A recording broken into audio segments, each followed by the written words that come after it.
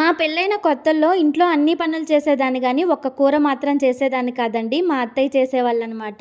కూర చేయమని కూడా అనేవాళ్ళు కాదు. అందుకని చెప్పేసి ఇక నేను గూడా నాకు నేర్పించేవాళ్ళు ఎవరు లేరు కదా అని చెప్పేసి నేను గూడా కూర చేసేదాన్ని కాదండి. అప్పటికి నాకైతే అన్నం వండడం, మిగతా పనులన్నీ చేయడం వచ్చు కానీ, కూర చేయడం అయితే రావనమాట. ఏ కర్రీ ఎలా చేయాలని చెప్పేసి. అందుకని చెప్పేసి నెల రోజుల పాటైతే ఇక నేను కూర జోలి వెళ్ళలేదు. ఇక మా హస్బెండ్‌కైతే ఉదయాన్నే క్యారేజ్ కట్టేయడం ఉండిద్దండి. మా అత్తయ్య అయితే ఎక్కువగా క్యారేజ్‌లోకి బంగాళదుంప టమాటా చేసేవాళ్ళు. వీళ్ళేంటి ఎక్కువగా ఇదే చేసుకుంటున్నారని చెప్పేసి నా మనసులో అనుకునేదాన్ని. మా హస్బెండ్‌కొచ్చేసి బంగాళదుంప టమాటా అంటే ఇష్టమంటండి. అందుకని చెప్పేసి ఆవిడ క్యారేజ్‌లోకి ఎక్కువగా అదే చేసేవాళ్ళు.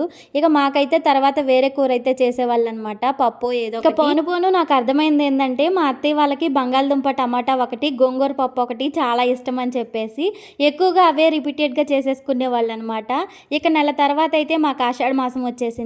నేనైతే మా అమ్మ వాళ్ళ ఇంటికి వెళ్ళిపోయానండి. వెళ్ళిన తర్వాత వెంటనే ఏ కూర ఎలా చేయాలని చెప్పేసి మా అమ్మ చేసేటప్పుడు చూస్తూ ఉండేదాన్ని. ఇక అవన్నీ నేర్చేసుకున్నాను. తర్వాత ఏదన్నా రాకపోయినా కూడాను మా పిన్ని వాళ్ళనో ఎవరొకరిని అడిగి తెలుసుకునేదాన్ని. నా ఐడియా చొప్పున ఎలాగోట చేసుకోవడం నేర్చేసుకున్నాను. ఇక తర్వాత ఆషాఢ మాసం అయిపోయినాక వచ్చిన తర్వాత అంతా నేనే చేసేదాన్నండి. ఇక కర్రీ విషయం కూడా మా అత్తయ్యకి అప్పచెప్పేదాన్ని కాదనమాట. కూరల కాడ నుంచి ఇంట్లో పనులన్నీ చేసేసుకునేదాన్ని. ఇక తర్వాత మా హస్బెండ్‌కి అయితే బంగాళదుంప టమాటా తిని ఇక ఆయనకి దాని మీద విరక్తొచ్చేసింది. తర్వాత నేను వంటలు చేసేటప్పుడు కూడా బంగాళదుంపలు ఉన్నాయా, బంగాళదుంప టమాటా ఏమనేవాళ్ళు. ఈయనేంటి ఈ రకంగా తింటున్నారు, దీని మీద బోర్ కొట్టలేదా అని చెప్పేసి అనుకునేదాన్ని. కాకపోతే ఆయనకి అస్సలు బోర్ ఉండేది కాదనమాట. కొన్ని రోజులకి ఇక తిని ఇలా అడుగుతున్నారని చెప్పేసి 2 రోజులకు ఒకసారి కంపల్సరీ చేసి పెట్టేసేదాన్ని. ఇక ఆ కర్రీ అయితే ఎక్కువగా తినడం వల్ల మా ఆయనకైతే ఆ కర్రీ మీద విరక్తొచ్చేసిందండి. ఇప్పటికీ బంగాళదుంప టమాటా అంటే అస్సలకి అన్నం మింగుడు పడదనమాట.